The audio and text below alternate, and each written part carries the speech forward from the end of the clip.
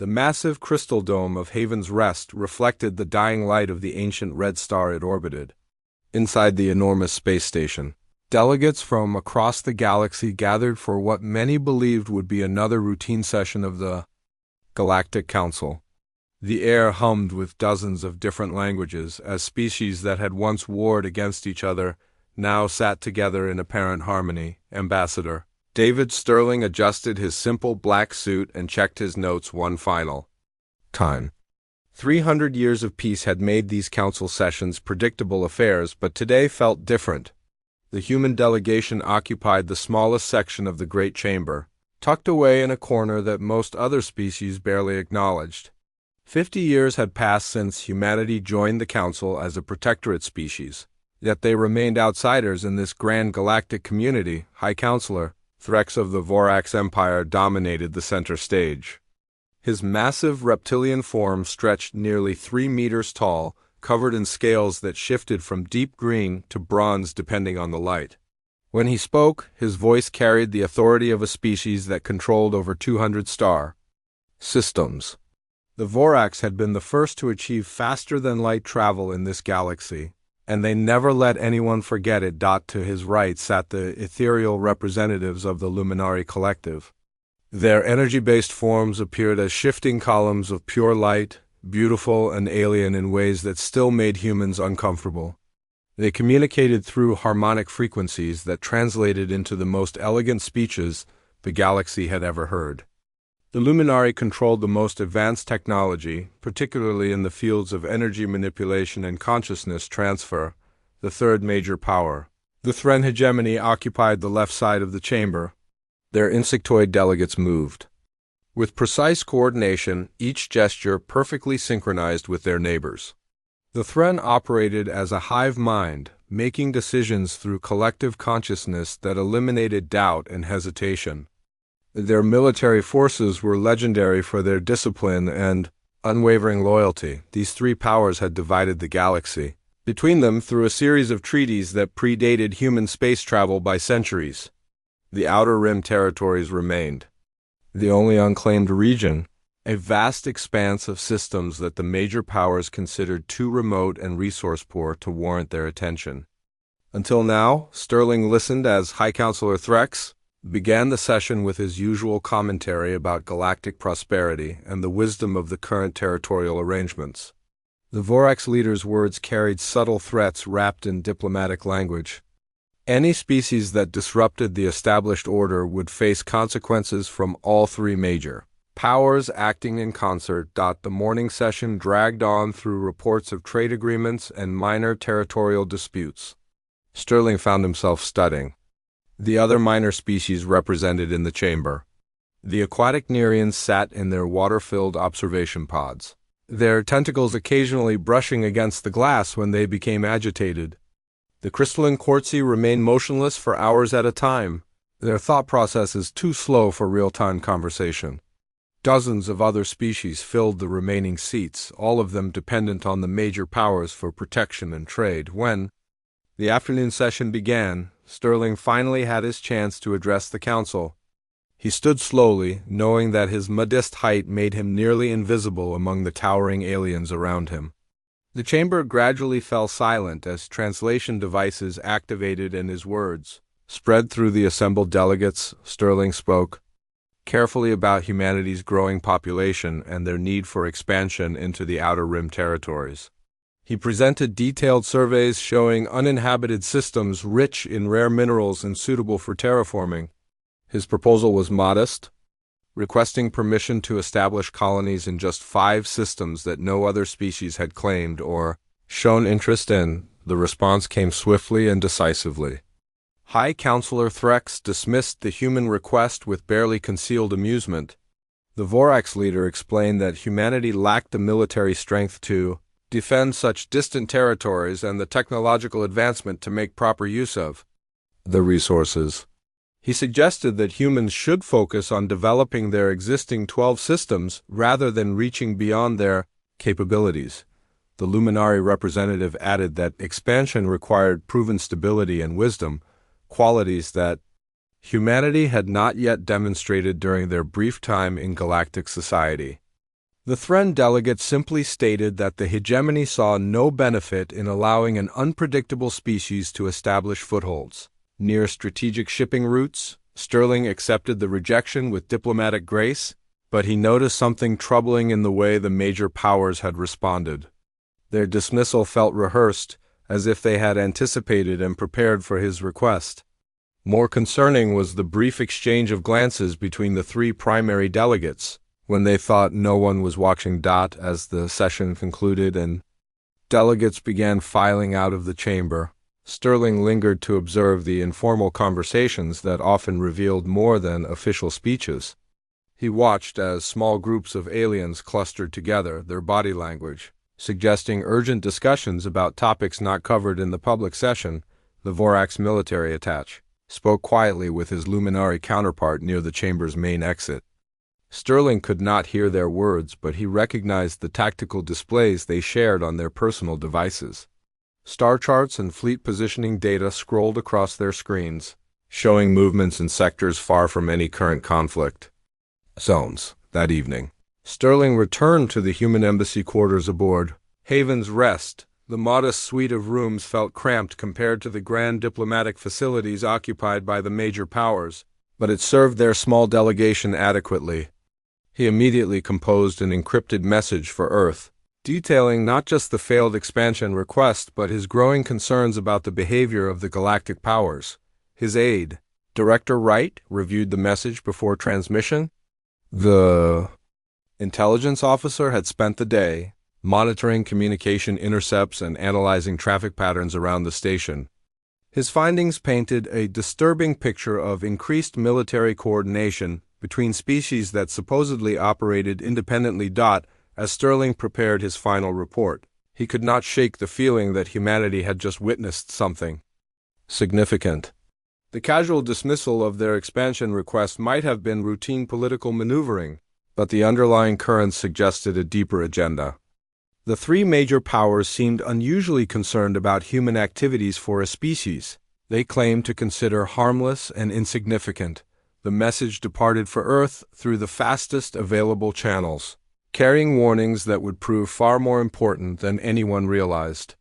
In the depths of space, automated monitoring stations tracked the diplomatic traffic while human intelligence networks prepared for possibilities that the Galactic Council could never imagine. The peaceful facade that had defined galactic relations for 3 centuries was beginning to crack, and humanity was about to discover just how naive they had been about their place in the cosmic order. The emergency klaxons began screaming across New Geneva Colony at exactly 0347 local time. Colonial Administrator Maria Santos rushed from her bed to the command center, where her staff was already gathering around the main display screen. The massive holographic projection showed dozens of unknown contacts dropping out of hyperspace at the edge of the system. Santos had run evacuation drills countless times during her 5 years managing the agricultural colony, but she had never expected to need them. New Geneva was one of humanity's most peaceful settlements, dedicated entirely to food production for the growing human population. The colony housed 50,000 civilians and maintained only a small security force equipped with basic patrol craft. The unknown ships moved with military precision toward the inner system.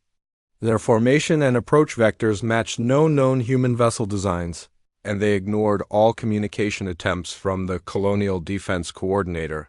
Within minutes, Santos recognized the distinctive energy signatures that appeared on her sensors. These were Luminari collective vessels, their advanced propulsion systems, creating the characteristic harmonic distortions that human scientists had studied for decades. A similar scene played out simultaneously across 4 other human systems.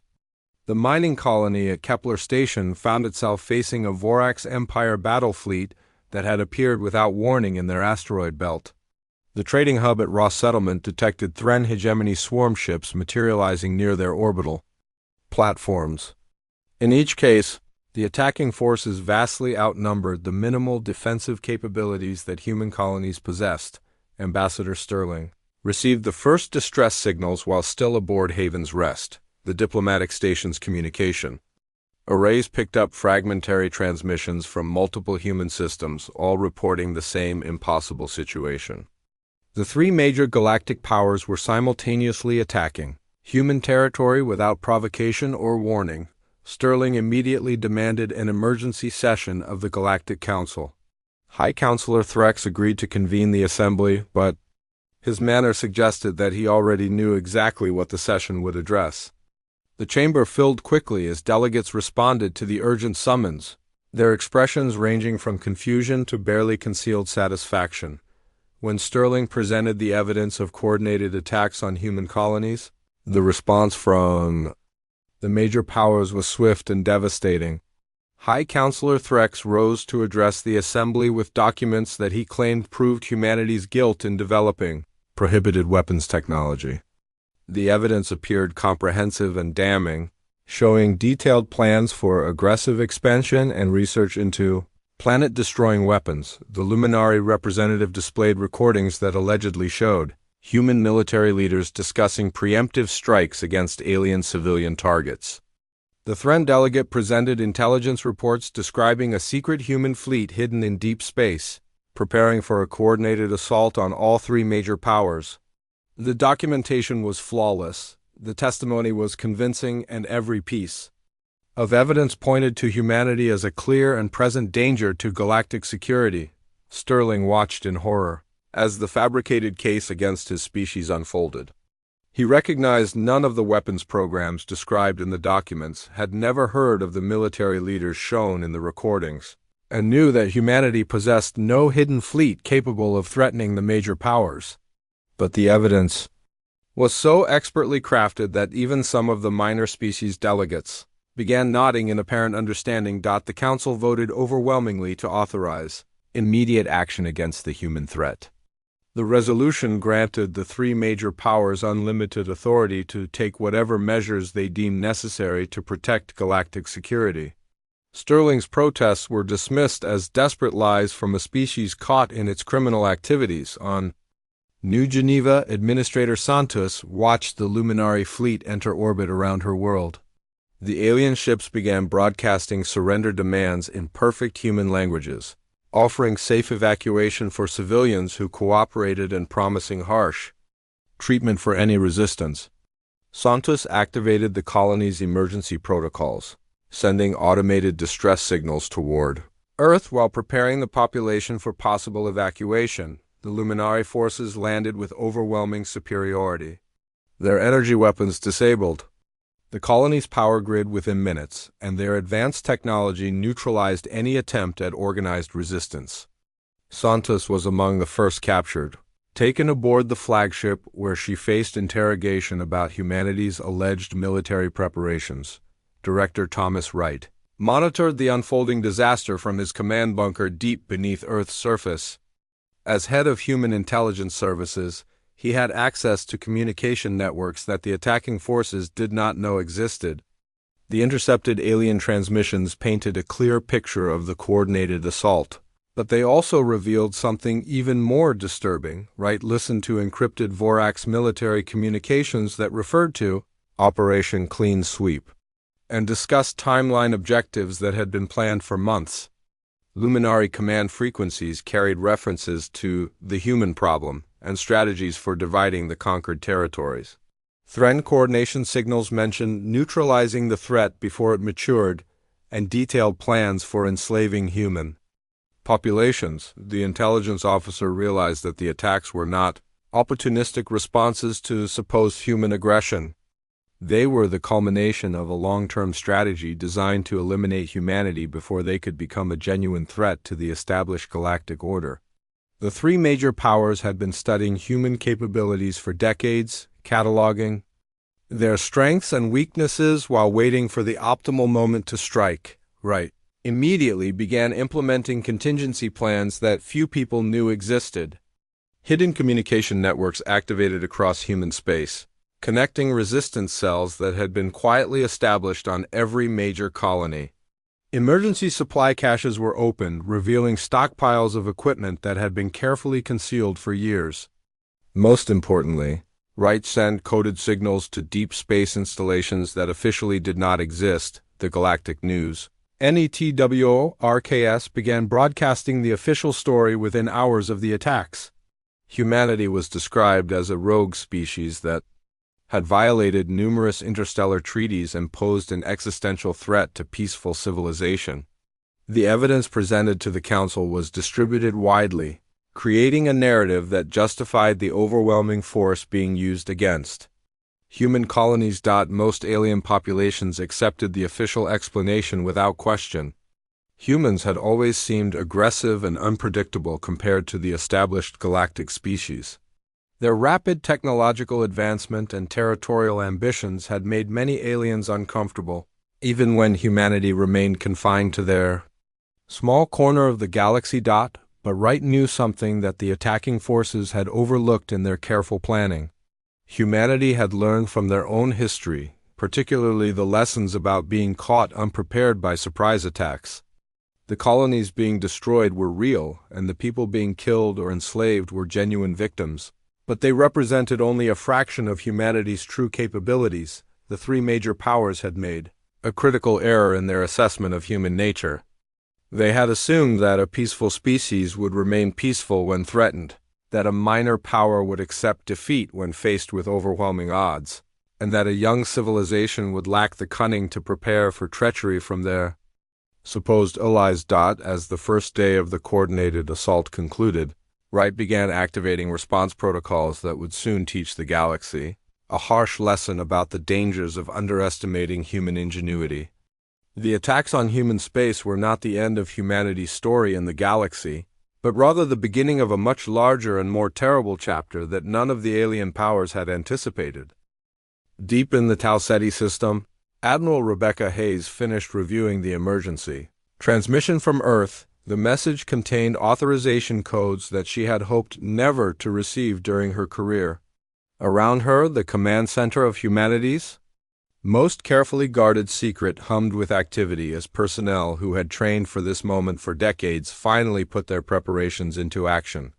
The facility called itself Mining Station Omega, in all official records appearing on Galactic charts as a modest asteroid processing operation. In reality, it served as the command center for humanity's true military capabilities. The asteroid itself had been hollowed out over 30 years of careful construction, creating a hidden fortress that housed the most advanced technology human science could produce. Hayes walked through the main operations bay where her staff was bringing online systems that had remained dormant for years. The massive holographic displays showed real-time intelligence from across the galaxy collected by a network of sensors that the alien powers had never suspected existed. Human cargo ships had been mapping enemy positions and capabilities for decades, their crews believing they were conducting routine trade missions while their vessels automatically gathered military intelligence. General Alex Morgan joined Hayes at the Central Command Station. The ground forces commander had arrived on the first transport from the lunar bases, bringing with him detailed invasion plans that matched every piece of intelligence they had collected. About alien military installations, Morgan's forces had been training in the hidden facilities beneath Earth's moon, preparing for conflicts that most humans believed would never occur. The first phase of humanity's response began with surgical precision. Across the galaxy, automated systems that had been secretly installed on communication relays and monitoring stations activated simultaneously. The alien powers had allowed human technicians to service their equipment for decades, never realizing that each maintenance visit had included the installation of carefully designed sabotage devices. Within 6 hours of activation, the Vorax Empire lost contact with half of their outer territories. Their military commanders found themselves unable to coordinate fleet movements or receive intelligence updates from forward positions. The sophisticated communication network that had allowed them to manage their vast empire suddenly became a liability as false information and system failures cascaded through their infrastructure. The Luminari Collective faced an even more devastating attack on their information systems. Their consciousness-sharing networks depended on harmonic frequency transmissions that human scientists had been studying since first contact. Carefully crafted interference patterns disrupted their collective awareness, leaving individual luminary units isolated and confused. For a species that had not experienced individual thought in millennia, the sudden silence was psychologically traumatic. The Thren hegemony discovered that their hive mind communications were equally vulnerable to human intervention. The quantum entanglement networks that connected their swarm fleets began experiencing systematic failures that appeared random but followed patterns designed to maximize confusion and delay. Thren commanders found themselves making decisions without input from their collective consciousness, a situation their military doctrine had never anticipated. Admiral Hayes monitored the success of the first phase while preparing for the second stage of humanity's response. The communication disruption had bought them time and created confusion among the enemy forces, but the real test would come when human military capabilities were revealed to a galaxy that believed humans possessed only merchant vessels and basic patrol craft. The deception had been masterful in its simplicity. Every major human colony did indeed possess only the minimal defensive forces that alien intelligence agencies had catalogued. The mining operations, agricultural settlements, and trading posts were exactly what they appeared to be. But beneath the surface of human space lay a parallel infrastructure that had been built in absolute secrecy. Commander Lisa Chun received her orders aboard the stealth destroyer Phantom, one of 50 such vessels that had been constructed in hidden shipyards, floating in the dark spaces between stars. Her ship and its sister vessels had been observing alien military movements for years, their advanced cloaking technology making them invisible to even the most sophisticated sensors that the galactic powers possessed. Chun's target was the Vorax 7th Fleet, currently celebrating their conquest of the Centauri system, where they believed they had eliminated the last human resistance. The alien commanders were broadcasting victory messages to their homeworlds, describing the ease with which they had overcome human defenses and the vast quantities of resources now available for exploitation. The Vorax fleet had arranged itself in a standard post-battle formation, with their heavy cruisers forming a protective screen around the massive dreadnought that served as their flagship. Their sensors were focused on the inner system where they were establishing occupation forces, and their crews were already relaxing their vigilance after what they considered a successful campaign against an inferior opponent. Chun's destroyer approached from the galactic north, using the system's asteroid belt to mask its approach vector. The Phantom carried weapons technology that represented 30 years of human innovation, including adaptive targeting systems that could analyze and counter alien defensive measures in real time. More importantly, the ship was equipped with the results of decades of intelligence gathering about Vorax military weaknesses. The attack lasted exactly 7 minutes. Chun's vessel materialized within the enemy formation and began systematically eliminating Vorax ships with weapons that adapted their frequency and targeting algorithms between each shot. The alien crews had no time to understand what was happening before their vessels began exploding around them. By the time the Vorax flagship managed to activate its distress beacon, the entire fleet had been reduced to debris. Similar attacks occurred simultaneously across dozens of systems where alien forces had been celebrating their victories over human colonies. The galaxy's 3 major powers suddenly found themselves facing an enemy that possessed technology and capabilities that their intelligence services had completely failed to detect. General Morgan coordinated the revelation of humanity's ground-based assets across systems that the aliens believed they had conquered. Hidden installations began emerging from underground complexes and camouflaged asteroid bases. The human populations that the invaders thought they had captured or eliminated revealed themselves to be elaborate decoys, sophisticated android duplicates that had been designed to fool alien sensors and interrogation techniques. The real human colonists had been evacuated to prepared shelters years before the attacks began. They emerged now as resistance fighters equipped with weapons and training that transformed supposedly defeated territories into active war zones. Every major alien installation found itself under attack by forces that appeared from nowhere and struck with intimate knowledge of alien tactical weaknesses. Director Wright watched the early results from his command bunker on Earth. The initial phase had exceeded all expectations, with alien communications networks disabled and their forward fleets eliminated or scattered. But Wright knew that the real test was yet to come. The three galactic powers possessed vast resources and would eventually adapt to humanity's technological advantages. The key to human success lay not in superior technology alone, but in their fundamental approach to warfare.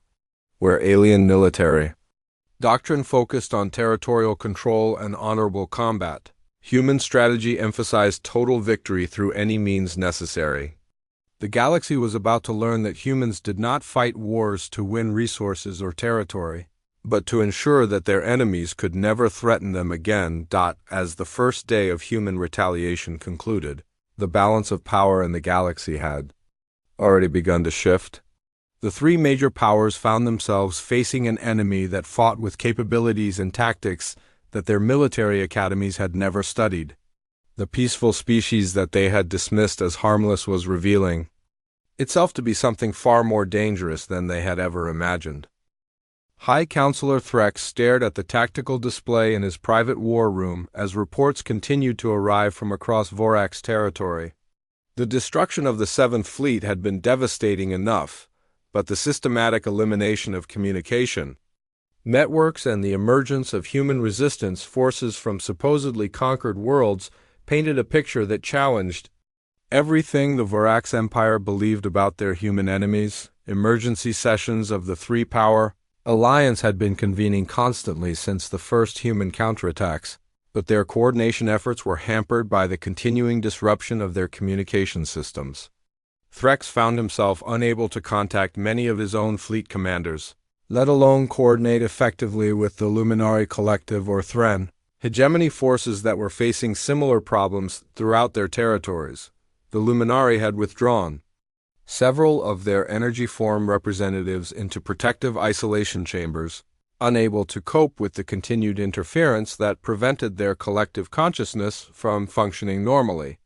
Their advanced technology, which had always given them overwhelming advantages in previous conflicts, seemed vulnerable to human countermeasures that adapted faster than defensive systems could respond. Commander Lisa Chun prepared for her next assignment aboard a heavy cruiser that had emerged from its hiding place in the Vega system. The vessel called itself Retribution, and it carried enough firepower to challenge an entire alien battle fleet. More importantly, it was equipped with the latest generation of adaptive weapons technology that learned from each engagement and shared that knowledge with other human vessels through quantum communication networks. John's target was the Luminari stronghold at Altair Prime, a massive fortress that had been considered impregnable for over 2 centuries. The installation was built into a planetoid that had been converted into a weapon platform, its surface bristling with energy cannons that could destroy approaching fleets while they were still light minutes away. The Luminari had never lost a major engagement while defending from Altair Prime. Human intelligence had been studying the fortress for decades, analyzing its defensive patterns and identifying weaknesses that the Luminari themselves had never recognized. The key lay in the harmonic frequencies that powered their energy weapons, which created predictable interference patterns that could be exploited by sufficiently advanced technology. The attack on Altair Prime began with a coordinated assault by 12 human vessels that approached the fortress from multiple vectors. Their adaptive shielding systems countered the initial barrage of energy weapons, while their own armaments began targeting specific harmonic generators that maintained the fortress's defensive grid. Within 3 hours, the supposedly impregnable stronghold found its defenses systematically dismantled by weapons that evolved their targeting algorithms in real time. Colonel Ryan Foster coordinated simultaneous strikes against Thren hegemony industrial complexes that supplied their vast swarm fleets. The insectoid species had built their military power on the ability to construct vessels faster than enemies could destroy them, using automated shipyards that operated with hive mind efficiency. Foster's forces targeted not just the shipyards themselves, but the resource extraction and transportation networks that fed raw materials to the construction facilities. Human strike teams infiltrated Thren mining operations using stealth technology that made them invisible to insectoid sensors. They planted charges that would detonate in carefully coordinated sequences, creating cascading failures that shut down entire star systems' worth of industrial capacity. The Thren discovered that their hive mind coordination, which eliminated hesitation and doubt, also made them vulnerable to systematic disruption of their supply chains. Major James Park led cyber warfare operations that turned the aliens' own automated systems against them. Human programmers had been secretly installing backdoor access codes in alien computer networks for years, disguising their activities as routine maintenance and software updates. When Park's teams activated these hidden programs, alien planets found their own defensive systems turning hostile. Vorax orbital platforms began firing on their own ships. Their targeting computers were programmed to identify friendly vessels as enemy threats. Luminary energy networks started feeding power to human facilities instead of their intended destinations. Thren manufacturing centers received corrupted blueprints that caused them to produce defective equipment that failed at critical moments. The psychological impact of these attacks proved as devastating as their physical effects. The three galactic powers had built their military doctrines around the assumption that they faced predictable enemies who would fight according to established rules of warfare.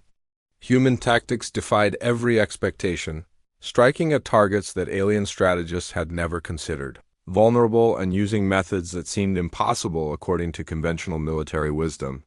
Captain Sophia Reyes commanded operations designed to capture key alien personnel and intelligence assets. Her team struck at command centers and research facilities, taking prisoners who possessed critical knowledge about alien capabilities and future plans. The information extracted from these captures allowed human forces to stay ahead of enemy countermeasures and plan increasingly devastating attacks. What horrified the alien leadership most was the realization that humans were not simply reacting to the initial attacks on their colonies. The scope and coordination of human operations indicated planning that had been in progress for decades. The three powers began to understand that they had not caught humanity unprepared, but had instead triggered the activation of contingency plans that had been waiting for exactly this scenario. Admiral Hayes monitored the expanding campaign from her command center in the Tau Ceti system. The early success of human operations had exceeded even the most optimistic projections, but she knew that the real test was yet to come. The alien powers still possessed vast resources and would eventually adapt to human tactics if given sufficient time to reorganize their forces. The next phase of operations was designed to prevent that adaptation by targeting the command structures that coordinated alien military activities. Human intelligence had identified the key leaders whose elimination would create maximum disruption in enemy organization. These individuals were protected by the most sophisticated security systems their species could devise, but human infiltration techniques had been developed specifically to overcome those defenses. General Morgan prepared for the deployment of human ground forces equipped with power armor that incorporated decades of research into alien biology and psychology. These troops were trained not just in combat techniques but in the specific weaknesses of each enemy species. They understood that Vorax warriors became sluggish in cold environments, that luminary energy forms could be disrupted by specific electromagnetic frequencies, and that Thren swarm tactics fell apart when their command hierarchies were eliminated. Director Wright observed the campaign's progress while coordinating with resistance cells that were emerging on occupied worlds throughout the galaxy. The human populations that had been enslaved or displaced by the initial attacks were being equipped and organized for coordinated uprisings that would coincide with the arrival of liberation forces, but perhaps most importantly, Wright was overseeing information warfare operations designed to spread the truth about the conflict throughout the galaxy. The official story about human aggression was being systematically debunked by evidence that proved the three powers had planned their attacks long before any supposed human threat materialized.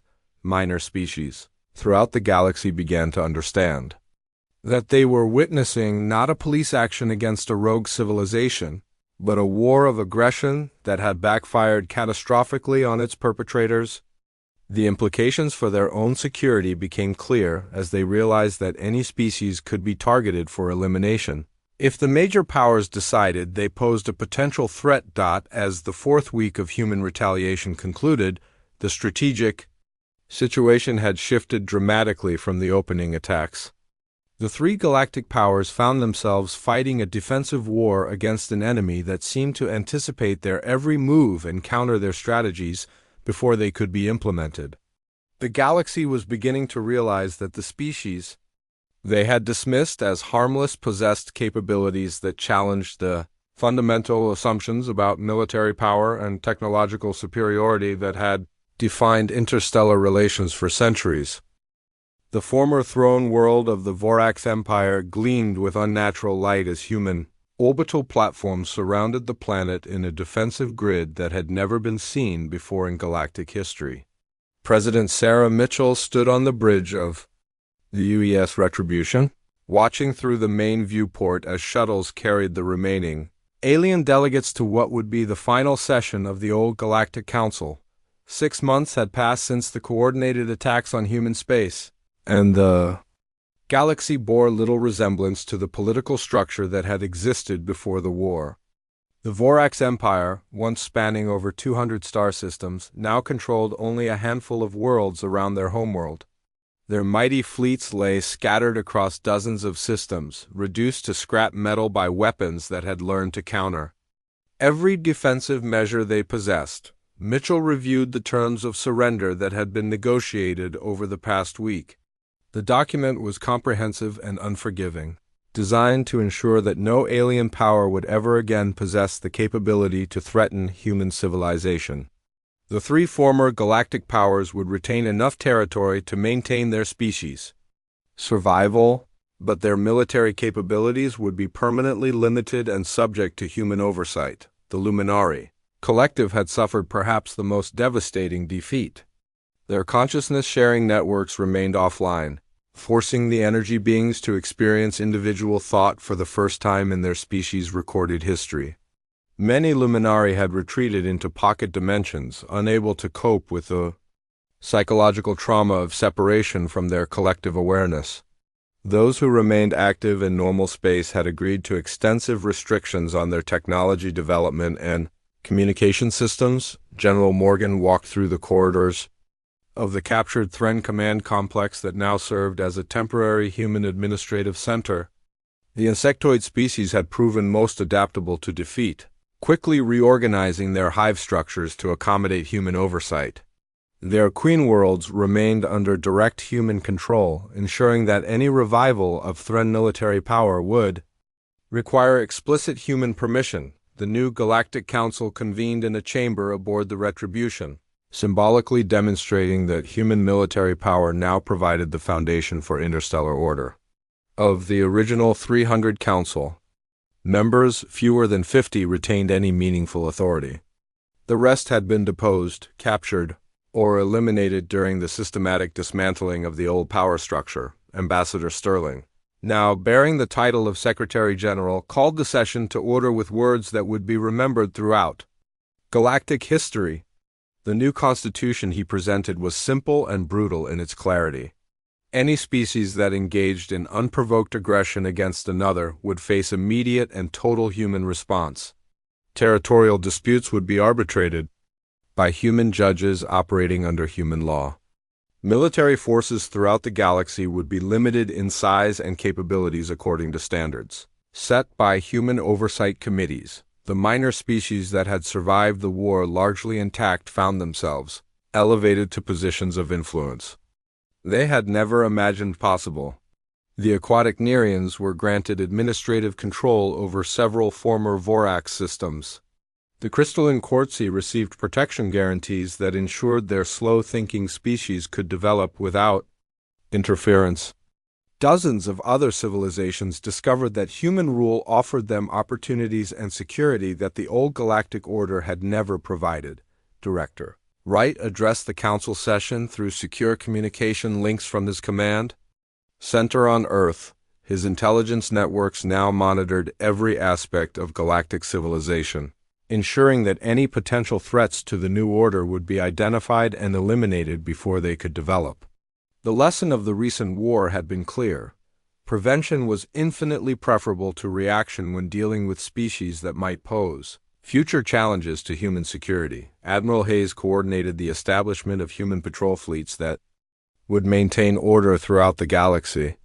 These forces operated from bases that had been constructed on former alien military installations, their advanced technology ensuring that no regional power could challenge human authority. The patrol ships carried weapons that continued to evolve and adapt, making any attempt at rebellion or resistance futile before it could begin. The economic transformation of the galaxy proceeded with the same systematic efficiency that had characterized the military campaign. Human corporations established control over resource extraction and manufacturing facilities that had previously been owned by the defeated powers. Trade routes were reorganized to serve human interests first, with alien species granted access to commerce only after demonstrating their compliance with the new political structure.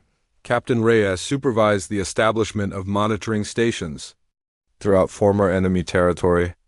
These installations served both as early warning systems against potential threats and as research facilities, where human scientists could study alien technology and biology. The knowledge gained from these studies would ensure that humanity maintained its technological advantages, while understanding the capabilities of every species in the galaxy. The re-education programs implemented on occupied worlds represented perhaps the most comprehensive social engineering project in galactic history. Alien populations were taught revised histories that emphasized the dangers of aggressive expansion and the benefits of human protection. New generations of alien children grew up learning about the wisdom of human leadership and the catastrophic consequences that resulted from challenging the established order. Military academies throughout the galaxy began teaching human tactical doctrines as the foundation of strategic thinking. The old textbooks that had emphasized honor and territorial control were replaced with studies of human warfare that focused on total victory and the elimination of future threats. Alien officers learned to think like humans, understanding that successful military action required not just winning battles, but ensuring that defeated enemies could never recover enough to fight again. President Mitchell concluded the council session with a speech that defined the principles of the new galactic civilization. Humanity had not sought dominance over other species, but had achieved it through the aggression of others who had mistaken restraint for weakness.